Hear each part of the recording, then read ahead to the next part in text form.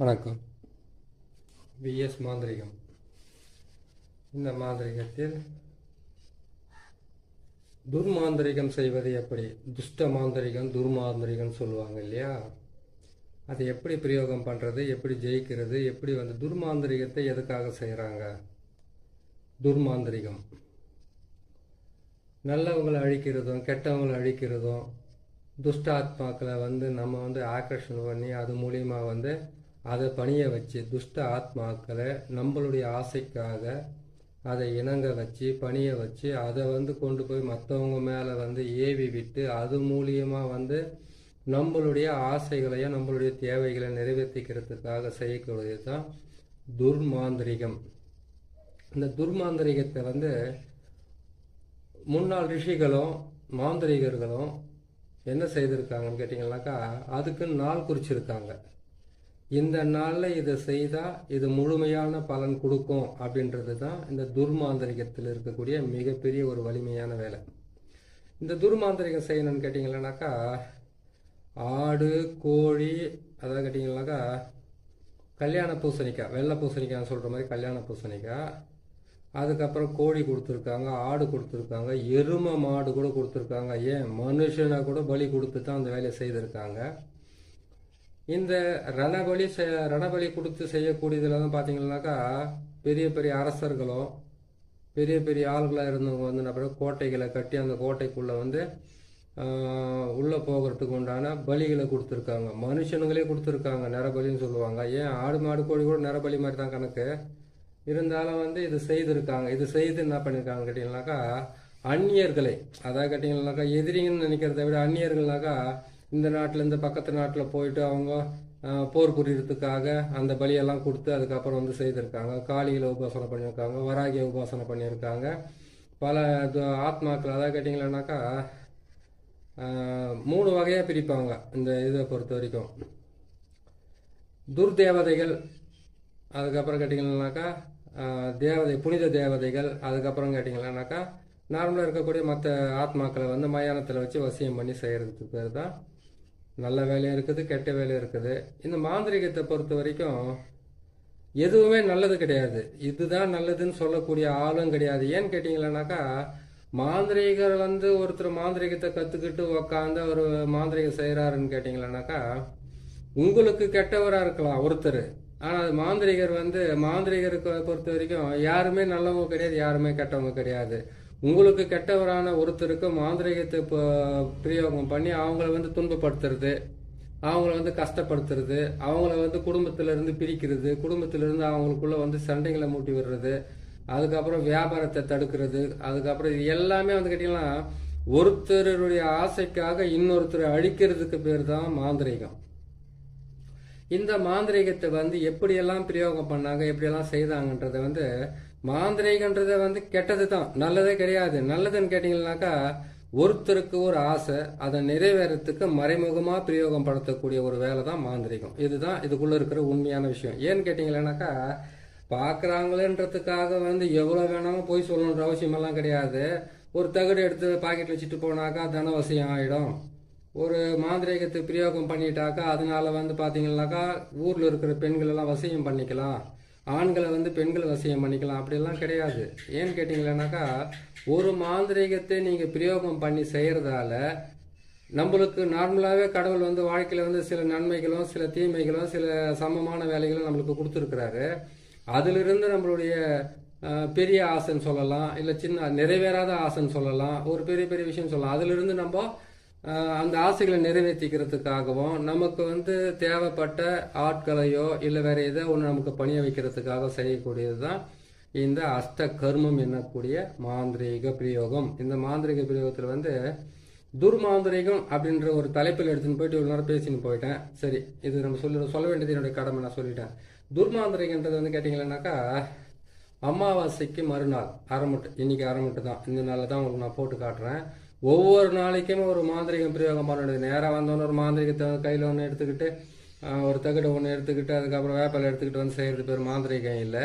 ஒவ்வொருத்தரும் வெறும் வேப்பாலையிலே அவங்களுக்கு மந்திரத்தை போட்டு அவங்களுக்கு இருக்கக்கூடிய தோஷங்கள் திருஷ்டிகள் அதெல்லாம் விளக்குறது உண்டு. ஒரு சிலருக்கு வந்து பாத்தீங்கன்னாக்கா மிகப்பெரிய மாந்திரிக பிரயோகம் செய்து தான் அவங்க வாழ்க்கையில வெற்றி பெறணுன்றது ஒரு சிலருடைய ஆசைகள். அதே மாதிரி கேட்டீங்கன்னா அதுக்கு தகுந்த தேவையான பொருட்கள்லாம் செய்ய வேண்டியதா இருக்கும். இந்த துர்மாந்திரிகத்தை பொறுத்த வரைக்கும் துஷ்ட ஆத்மாக்களை வசியம் பண்ணி அதை ஏவல் விட்டு அது மூலியமா மற்றவங்களை வசியம் பண்ணி அந்த மற்றவங்களை வந்து நமக்கு பணியை வச்சு என்னாலுமே நமக்காகவே வந்து வாழ்ந்துகிட்டு இருக்கிறதுக்காக செய்யறதுக்காகவும் பணம் பறிக்கிறதுக்காக செய்யறதாகவும், அதுக்கப்புறம் கேட்டீங்கன்னாக்கா வீட்டுக்குள்ள இருக்கிற மாமியார் மாமியார் மருமக, அதுக்கப்புறம் மாமனார் மருமக, இப்படி எல்லாம் வந்து பிரச்சனைகள் எல்லாம் நிறைய இருக்குது இல்லையா, கணவன் மனைவி பிரச்சனைகள்லாம் இருக்குது இல்லையா, அந்த மாதிரி இருக்கக்கூடியவங்களை வந்து நமக்கு வந்து வசப்படுத்துறதுக்காகவும், அப்படி இல்லைன்னு கேட்டீங்கன்னாக்கா அவங்கள அந்த வீட்டை விட்டு பிரிச்சு வெளியில ஓட்டுறதுக்காகவும், அவங்களால ஏற்படக்கூடிய துன்பங்கள் இருந்து விளக்குறதுக்காக தான் இந்த துர்மாந்திரிகத்தை பிரயோகம் பண்ணுவாங்க. இந்த துர்மாந்திரிகத்தை பிரயோகம் பண்ணணும்னு கேட்டீங்கன்னாக்கா முதல்ல நமக்கு தேவை நேற்று போட்ட சக்கரம் தான். ஆனால் சக்கரத்தை பொறுத்த வரைக்கும் 8 வகையா பயன்படுத்தலாம். அதே சக்கரத்தை வச்சு 8 வகையா பயன்படுத்துறது நேற்று போட்ட சக்கரம் தான். இதுல வந்து பாத்தீங்கன்னாக்கா ஒரு வித்தியாசம் என்னன்னு கேட்டீங்கன்னாக்கா இதுல வந்து 9 முட்டையை வைக்க வேண்டியதா இருக்கும். 9 முட்டையை வச்சு ஒரு மண் பாத்திரத்தை வாங்கிட்டு வந்து அதுல வந்து கேட்டீங்கன்னாக்கா நம்ம அஸ்த கர்மத்துக்கு வந்து முக்கியமா தேவை வந்து கேட்டீங்கன்னாக்கா ருத்ரபூமி விபூதின்னு சொல்லுவாங்க. அது ருத்ரபூமி விபூதின்னு சொல்றது வந்து கேட்டீங்கன்னாக்கா மயான சாம்பல். வெறும் மயான சாம்பல்ல வந்து பன்னியோட ரத்தத்தை கலந்து போட்டு அதுக்கு தேவையான பொருட்களை வச்சாலுமே போதும், ஆட்டோமேட்டிக்கா ஒரு குடும்பத்தை விட்டு ஓடுவாங்க, வீடை காலி பண்ணி போடுவாங்க. அது எப்பேற்பட்ட இடமா இருந்தாலும் காலி பண்ணி விட்டுடலாம். அவ்வளோ கஷ்டமா வேலை செய்யும். அதெல்லாம் அதையெல்லாம் அவங்களுக்கு பொறுமையாகவும் ஒவ்வொன்றா போட்டுக்கிட்டு வரோம். 100கணக்கான ஆயிரக்கணக்கான மாந்திரிக பிரயோக ரகசியங்கள்லாம் இருக்குது. ஒவ்வொன்றா சொல்லிக்கிட்டு வரேன்.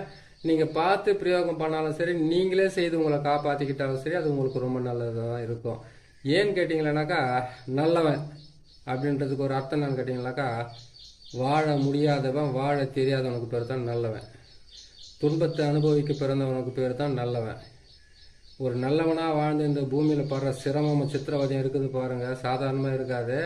அது கெட்டவங்க மட்டும் நல்லா வாழ்ந்துருவாங்கனாக்கா அவங்க கெட்டவங்க இல்ல, வாழ தெரிஞ்சவங்களுக்கு பேர் தான் கெட்டவங்க. அதான் கேட்டீங்கன்னாக்கா கெட்டதையாவது செய்து வாழணும்னு நினைக்கிறாங்க பாருங்க, அவங்க தான் பாத்தீங்களா அந்த பூமியில வாழ தகுதியானவங்க. நல்லவங்க கேட்டீங்கன்னாக்கா ஒருத்தர் சண்டைக்கு போக மாட்டாங்க, ஒரு பிரச்சனைக்கு போக மாட்டாங்க, உழைச்சு சாப்பிட்டோமா ஒரு மூலையில படுத்தோமா நல்லா தூங்கி வந்துச்சுமா காலகாலத்துல வந்து எல்லாமே நடந்ததுக்கு அப்புறம் போய் சேர்ந்தமான இருப்பாங்க. கெட்டவங்க வந்து வாழ தெரிஞ்சவங்க, வாழறதுக்காக ஆசைப்படுறாங்க. அந்த ஆசைகள் மூலியமா அவங்க செய்யக்கூடிய சின்ன சின்ன தவறுகளால அவங்க கெட்டவங்களா நம்ம கண்ணுக்கு தெரிறாங்க. இதுல வந்து யாரும் வேறுபட்டு யாரும் வேறுபடுத்தி பேசணுன்ற அவசியமே கிடையாது. நம்மளுக்கு கரெக்டா செய்யறோமா செய்து முடிச்சுமா, அவங்கள பொறுத்த வரைக்கும் வாழத்துக்கு தெரிஞ்சவங்க, இவங்களை பொறுத்த வாழ தெரியாது. இது 2 மட்டும் தான் நம்ம தெரிஞ்சுக்கணும். சரிங்களா? சரி, நம்ம இந்த தலைப்புக்கு வரலாம். இப்போ இந்த துர்மாந்திரிகத்தை பிரயோகம் பண்றதுக்கு உண்டான வழினா 9 முட்டை, 6 தேங்காய், 8 எலுமிச்சம்பழம் இதுக்கு தேவை. 8 எலுமிச்சம்பழத்தை வச்சு 9 முட்டையை வச்சு 6 தேங்காயை வச்சு என்ன செய்யறது? இது செஞ்சோம்னாக்கா இது மாதிரி துர்மாந்திரிகத்துல வந்து என்னென்ன பலன் இருக்குது? துர்மாந்திரிகத்தை பொறுத்த வரைக்கும் தீராத பகை, கண் திருஷ்டி, ஓம்பல், எதிரிகளோட தாக்கம், குடும்பத்துல வந்து அடிக்கடிக்கு வந்து ஒவ்வொரு நாளுமே வந்து மாந்திரிக பிரயோகம் பண்ணி உங்களை கெடுக்கிறவங்க, உங்களை தடுக்கிறவங்க, உங்க தொழிலை தடுக்கிறவங்க, உங்க குடும்பத்தை வந்து சீரழிக்கிறதுக்காகவும் சீர்குலைக்கிறதுக்காகவும் அலையிறவங்களுக்கு வந்து தண்டனை கொடுக்கறதுக்கு தான் இந்த துர்மாந்திரிகத்தை பிரயோகம் பண்ணணும். இந்த துர்மாந்திரிகத்தை பிரயோகம் பண்றதுக்கு நேத்து போட்ட சக்கரத்திலே வந்து 8 வகையா செய்யலாம் சொல்லியிருக்கேன். அந்த 8 வகையில பொறுத்த வரைக்கும் அதுல நேத்து போட்டது வந்து வயானமசி, அதுக்கப்புறம் வசியமாவா, இது எல்லாமே இதுல வரும். இதுல வந்து அந்த சக்கரத்தை மட்டும் போட்டுக்குங்க. தகுடுல போடணும். தரையில போடுறது வந்து மாந்திரிகரா இருந்தா இந்த சக்கரத்தை தரையில போட்டு உங்களை தேடி வந்தவங்களை வந்து தெற்கு பக்கம் பாக்குற மாதிரி உட்கார வச்சுட்டு நீங்க வடக்கு பக்கம் பாக்குற மாதிரி உட்காந்து அதுக்கப்புறம் வந்து இதுக்கு உண்டான சக்கரத்தை போட்டு எதிர்த்தாப்புல உட்கார வச்சு ஒரு மண் பாத்திரத்துல இந்த சொல்லுவாங்க இல்லையா உளுந்து மாவு வந்து நம்ம உளுந்து மாவு எடுத்தோம்னாக்கா மோகினி வசியத்துக்கும் ஆண் பெண் வசியத்துக்கும் அரிசி மாவாலையும் வந்து இதெல்லாம் செய்யலாம். அதே மாதிரி கெட்ட வேலை செய்யணும்னு கேட்டீங்கன்னா எட்டி மரத்தினுடைய அடியில் இருக்கக்கூடிய மண், புத்து மண், அதை பாழடைஞ்ச புத்து மண், பாழடைஞ்ச வீடு மண், முக்கூட்டு வழி மண், இந்த மண்ணுங்களை எடுத்து தான் செய்யணும். அதுக்கு வந்து ஒவ்வொரு பதிவாக நான் போட்டுக்கிட்டு வரேன். நிறைய இருக்குது. ஒரே ஒரு மாந்திரிகத்தை கற்றுக்கிட்டு நம்மளால எதையும் ஜெயிக்க முடியாது. எல்லா மாந்திரிகம் என்பது வந்து 8 8 பிரிச்சோம்னாக்கா 64 கலை வரும். 64 வந்து நான் 8ஆல பிரிச்சோம்னா எத்தினி 8ஆல நம்ம பெருக்கணும்னா எத்தினி வருது அவ்வளோ வரும். அதுல எல்லாம் ஒவ்வொன்று தான் சொல்லிக்கிட்டு வர முடியும். நான் சொல்லிக்கிட்டு வரேன், நீங்க பாத்துக்குங்க. பார்த்துட்டு வந்தீங்கன்னா உங்களுக்கு நல்ல பலனை கொடுக்க ஆரம்பிச்சு. இந்த அரைமுட்டு நாள் என்ன பண்ணணும், கரெக்டா 12 மணி, அது இரவா இருக்கட்டும் பகலா இருக்கட்டும் சரி, இதுலயே ஒரு வித்தியாசம் இருக்குது. அரைமுட்டைன்றது பார்த்தீங்கன்னா அமாவாசை 2 பட்டு வந்துச்சு. அரைமுட்டை மட்டும் எப்படி காலையில் 12 மதியம் 12 மணி நைட் 12 மணி எப்படி பிரிக்க முடியும்? நீங்கள் அதை நினைக்காதீங்க. அரைமுட்டாவே நினைங்க, அமாவாசையாவே நினைங்க. திருக்கணிதம், வாக்கிய கணிதம், அதுக்கப்புறம் ஒவ்வொரு மனிதர்களுக்குமே ஒவ்வொரு திதிகளும் ஒவ்வொரு கரணங்களும் வச்சுக்கிட்டு இருக்கிறதுனால அமாவாசைக்கு மறுநாள் அரைமட்டம் 12 மணிக்கு செஞ்சுக்குங்க. இல்லைன்னு கேட்டால் நைட்டு 12 மணிக்கு தாராளமாக நீங்கள் செய்யலாம். 12 மணிக்கு செய்துட்டு எந்த பக்கம் போகிறது எடுத்துக்கணும்னு பயம் இருந்தாக்க மாந்திரிகர்கள் வந்து மொத்தத்தில் பயப்படக்கூடாது. மாந்திரிகம் பிரயோகம் படுத்தின முடிவு பட்டீங்கன்னாக்கா முதல்ல உங்கள் உடம்பை விட்டு போக வேண்டியது பயம் போனால் தான் உங்களால் ஜெயிக்கவும் முடியும். சரிங்க, இந்த 8 9 முட்டையிலேயே என்ன பண்ணீங்க கேட்டீங்கன்னாக்கா, நேற்று போட்ட மாதிரி வந்து கேட்டீங்கன்னாக்கா பிறை கோணம், முக்கோணம், பிரம்மனுடைய கோடு என்று நாற்கோணம், அதுக்கப்புறம் ஆகாய வட்டம், அதுக்கப்புறம் கேட்டீங்கன்னாக்கா உங்களுக்கு வாழ்வு சக்கரம் சொல்லக்கூடிய 6 கோணம். இந்த 6 கோணத்தை வந்து போட சொல்லிட்டு அதுக்கப்புறம் வந்து பார்த்தீங்கன்னாக்கா இதில் வந்து நான் சொன்னீங்க நாற்கோணத்தை போட்டு 2 பக்கமும் வந்து நீங்கள் இது செய்து போடணும் அப்படின்னு சொல்லியிருக்கிறோம் இல்லையா. நாற்கோணத்தை போடணும், இந்த பக்கம் 2 கோடு, இந்த பக்கம் 2 கோடு சூளம் போட சொல்லிக்கிறேன். இதில் போட்டுட்டு எதிரிகளோட பேர்களை இதில் எழுதுறீங்க.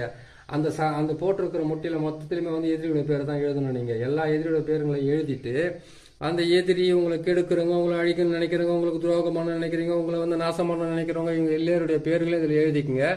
எழுதி முடிச்சுட்டு அதுக்கப்புறம் என்ன பண்ணுறீங்கன்னு கேட்டிங்களானாக்கா, நீங்கள் ஒவ்வொரு நாளுமே ஒவ்வொரு பிரயோகத்துக்குமே வந்து ஒரு வழி இருக்குது. அந்த வழியில் வந்து பார்த்தீங்கன்னா கெட்ட நாள் என்று சொல்லக்கூடிய அந்த அமாவாசைக்கு மறுநாள்னு சொல்லக்கூடிய அந்த வந்து அரைமட்டில் வந்து நீங்கள் இந்த மாந்திரிகத்தை பிரயோகம் பண்ணுறதுக்கு இந்த தகுட்டில் வந்து என்ன பண்ணுறீங்கன்னு கேட்டிங்களானாக்கா, உங்களுடைய யாரை நீங்கள் அழிக்கணும்னு நினைக்கிறீங்களோ, யாரை நீங்கள் கெடுக்கணும்னு நினைக்கிறீங்களோ, அதாவது நான் வெளிப்படையாக சொல்லிடுறேன், நீங்கள் யாராவது வந்து நாசமாகணும்னு நினைக்கிறீங்களா, அது செய்யணும்னு கேட்டால் இந்த தகுட்டில் தான் அது எழுத வேண்டியதாக இருக்கும். இதில் என்ன ஒரு விஷயம்னு கேட்டிங்கன்னாக்கா, நசி பிரி நசி பிரி இது மட்டும் தான் எழுத வேண்டியதாக இருக்கும். அந்த தகுட்டில் இந்த கோட்டுங்களில் எழுதணும். அது இந்த கோட்டுங்களில் போட்டு எழுதுனீங்கன்னா அது கரெக்டாக வந்துடும். இந்த முட்டைங்கள்லேயே வந்து நசி தான் எழுதணும், பிரின்னு தான் எழுதணும். அதை எழுதிட்டு என்ன பண்ணுங்கன்னாக்கா, எழுதிட்டு இந்த முட்டைகள் எல்லாம் தேர்வு வச்சுட்டு அந்த மண் பாத்திரத்தில் வந்து அந்த முட்டையை ஒவ்வொன்று தலையை சுற்றி வைக்கக்கூடாது, அப்படியே வைக்கணும். உங்கள் தலையை சுற்றி எல்லாம் வைக்க உங்களுக்கு பிடிச்சிருக்கிற பீடியோ, தரித்திரமோ, செய்வன பாதிப்போ, மாந்திரிக பிரயோகமோ எதுவாக இருந்தால் தான் அதை நீங்கள் விளக்கறதுக்காக உங்கள் தலையை சுற்றி வைக்கணும்.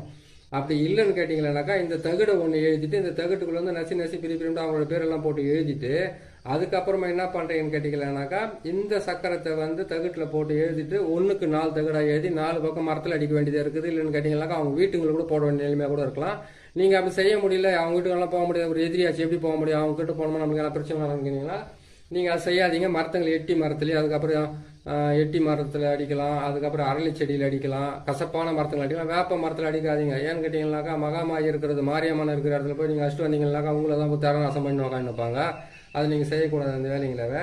இதை செய்து முடிச்சுட்டு அவங்க பேருங்களை எழுதிட்டு என்ன பண்ணுறீங்கன்னு கேட்டிங்கனாக்கா, நல்ல கற்பூரத்தை வந்து ஒரு 100 கற்பூரம், 108 கற்பூரம், ஒரு 5 பேக்கெட் வந்து வெள்ளை கற்பூரமாக வாங்கிக்கோங்க, சூடம். அதை வாங்கி என்ன செய்கிறீங்கன்னு கேட்டிங்களானாக்கா, இந்த இதிலே போட்டுட்டு என்ன பண்ணீங்கன்னா அவங்களோட பேரை போட்டீங்க. இதோடு சேர்த்து வெண்கடுகும் சேர்த்து போட்டுக்குங்க, சாம்பிராணியும் சேர்த்து போட்டுக்குங்க. சேர்த்து போட்டுட்டு இந்த எலுமிச்சை மரத்துலலாம் அவங்க பேரை எழுதிட்டு 4 திசைன்னு சொல்லுவாங்களே, கிழக்கு, மேற்கு, வடக்கு, தெற்கு, இந்த 4 திசையிலுமே வந்து இது என்ன பண்ணுங்க, எலுமிச்சம்பழத்தை வந்து 4 திசையில நசுக்குறீங்க. இந்த சக்கரத்தை போட்டால் கூட அங்கேயே நசிக்கணும்.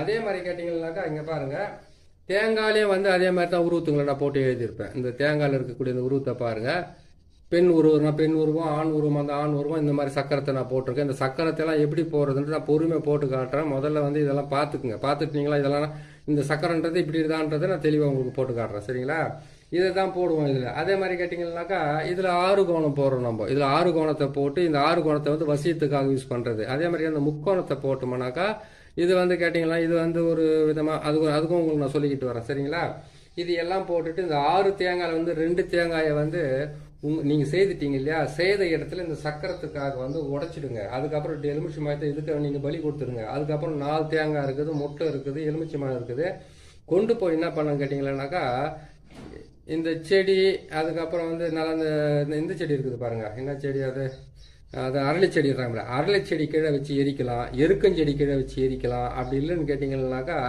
இதை கொஞ்சம் வந்து ஆற்று மணல் அப்படின்னு கேட்டிங்கனாக்கா மயானம் இல்லாட்டி முக்கூட்டு வழி அப்படின்லாம் கேட்டிங்கன்னா ஆள் நடமாட்டம் இல்லாத இடத்துல கொண்டு போயிட்டு மற்றவங்க தாண்டாத மாதிரி வச்சு எரிக்கணுமே தவிர நேராக போனோம்னா அதை எரிச்சு விட்டுட்டு நீங்களும் பிரச்சனையிலேருந்து தப்பிக்காத மற்றவங்கள மாட்டி வைக்க. அதை கேட்டிங்கன்னா நம்ம கிட்ட இருக்கிற பிரச்சனை விலைக்கு போகணும்னு நினைக்கிறத விட மற்றவங்க யாராவது அதில் மாட்டக்கூடாதுன்னு நினைக்கணும். நீங்கள் எந்த எதிரிகளை வந்து இந்த துர்மாந்திரிகத்தை பிரயோகம் பண்ணுறோம் இல்லையா, அந்த துர்மாந்திரிகத்தை பிரயோகம் பண்ணுறதுக்காக வந்து யாருக்காக செய்றீங்களோ அவங்களுடைய வீட்டுக்கு வந்து தெற்கு பக்கமோ இல்லைன்னு கேட்டிங்கன்னா மேற்கு பக்கமாக வச்சு நீங்கள் எரிச்சிங்கன்னா கரெக்டாக அது வேலை செய்யறதுக்கு ஆரம்பிக்கும். ஒரு விஷயம், இது செய்து எரிச்சிட்டு வந்துடுறீங்க. எரிச்சிட்டு என்ன பண்ணணும்னு கேட்டிங்கன்னாக்கா, இதனுடைய சாம்பல் வந்து அவங்க வீட்டாண்ட போடலாம், அவங்க போகிற வர வழி பாதையில் போடலாம் அப்படின்னு கேட்டாக்கா கொஞ்சம் அதாவது கேட்டிங்கன்னாக்கா 50 கிராம் 100 கிராம் சாம்பல் தான் கொண்டு போய் போடணும் இல்லை, ஒரு சிட்டிக்கு ஒரு அந்த அளவுக்கு இருந்தால் கூட போது கொண்டு போய் அவங்க போட்டிங்கன்னாக்கா மிகப்பெரிய பிரச்சனை உருவாக ஆரம்பிக்கும். இதை செய்து முடிங்க. இதை செய்து முடிச்சுட்டு எதிரிகளையும் அதுக்கப்புறம் கேட்டிங்கன்னா உங்களுக்கு இருக்கிற பகைவர்களை அழிக்கிறதுக்காக வந்து இந்த துர்மாந்திரிகத்தை பயன்படுத்தி நீங்களும் வந்து மனசுக்குள்ள திருப்தியா இருங்க. மற்றவங்களுக்கு வந்து கேட்டீங்கன்னாக்கா துர்மாந்திரிகத்தை பிரயோகம் பண்றது தப்பு இல்லை. ஆனால் துர்மாந்திரிகத்தை பிரயோகம் பண்ணிட்டு வந்து நீங்க மாட்டு கோமியத்திலேயோ அப்படி இல்லைன்னு கேட்டீங்கன்னாக்கா மஞ்சள் தூளாலேயே வந்து நீங்க குளிக்கணும். ஏன்னு கேட்டீங்கன்னா துஷ்ட பொருளுங்களை வந்து பயன்படுத்தினாவே மாட்டு கோமியம் தான் முக்கியமாக உங்களை காப்பாற்றுறதுக்கு ஆரம்பிக்கும். அப்படி இல்லைன்னு கேட்டிங்கன்னா மஞ்சள் தண்ணியால் வந்து குளிச்சுட்டு நீங்கள் என்ன பண்ணுறீங்கன்னு கேட்டிங்கன்னாக்கா மஞ்சள் தண்ணியால் மஞ்சளாகவே ஃபுல்லாக போட்டு குளிக்கணும்னு அவசியம் கிடையாது. கொஞ்சம் மஞ்சளை போட்டு குளிச்சுட்டு உங்கள் வாசலில் வீட்டிலலாம் தெளிச்சு விடுங்க. ஏன்னு கேட்டிங்கன்னாக்கா கெட்ட வார்த்தை பேசினாவே முஸ்லீம்ஸுங்க வந்து நமாஸ் படிக்கிறதுக்கு போகும்போது வந்து பார்த்தீங்கன்னா காது மூக்கு அதுக்கப்புறம் வாய் எல்லாமே சுத்தமாக கழுவிக்கிட்டு போவாங்க. ஏன்னு கேட்டாக்கா காலையிலேருந்து பேசின வார்த்தைக்கு வந்து அதுலேருந்து ஒரு இது புனிதம் ஆகட்டுன்றதுக்காக அது மாதிரி செய்வாங்க. அந்த மாதிரி நீங்கள் செஞ்சுட்டீங்கன்னாக்கா இதை செஞ்சு முடிச்சுட்டு யார் பேர் செய்யணுன்றதெல்லாம் பேருங்களெல்லாம் எழுதிட்டு இந்த தேங்காயை வந்து 4 பக்கம் 4 உடச்சிட்டு அதுக்கப்புறம் கொண்டு போயிட்டு நீங்கள் உடச்சி முடிச்சுட்டு அதுக்கப்புறம் நீங்கள் போய் இருக்கிற வேலையை பாருங்கள். அந்த தகடை முடிஞ்சாக்கா அவங்க வீட்டில் வைக்கலாம். அப்படின்னு கேட்டிங்கன்னாக்கா மரத்தில் அடிச்சு விடுங்க.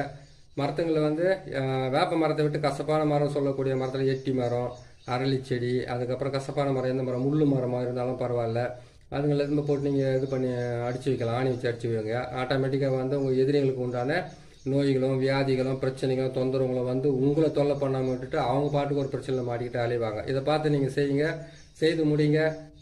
மாந்திரிகராக இருந்தாலும் பரவாயில்ல, மாந்திரிகம் தெரியாதவங்களா இருந்தாலும் தன்னை பாதுகாத்துக்காக செய்கிறவங்களா இருந்தாலும் பரவாயில்ல, பார்த்து செய்து உங்களை காப்பாற்றிக்கங்க. இது செய்கிறதுக்கு முன்னாடி உடல் கட்டு மந்திரன்றது ஒன்று இருக்குது. அந்த உடல் கட்டு மந்திரம் இல்லாமல் எதையுமே பிரயோகம் பண்ணாதீங்க. யார் செய்கிறதா இருந்தாலும் சரி.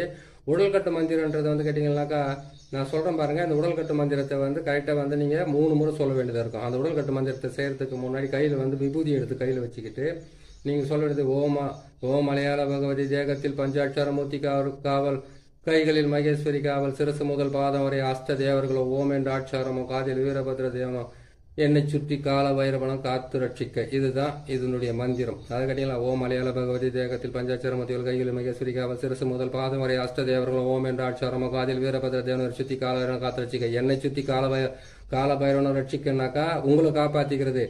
இவரை சுற்றி கால பைரவனை காத்து ரட்சிக்கன்னு கேட்டீங்கன்னாக்கா உங்களுக்காக உங்ககிட்ட மாந்திரிகம் வர செய்யறதுக்காக வந்தவங்களை வந்து காப்பாற்றுறதுக்காக உங்களுக்கும் போட்டுக்கிட்டு மற்றவங்களுக்கும் போட்டுக்கிட்டு காப்பாற்றுறதுக்கு உண்டான வழியை பாருங்க, காப்பாற்றிக்கிறதுக்கு உண்டான வழியை பாருங்க.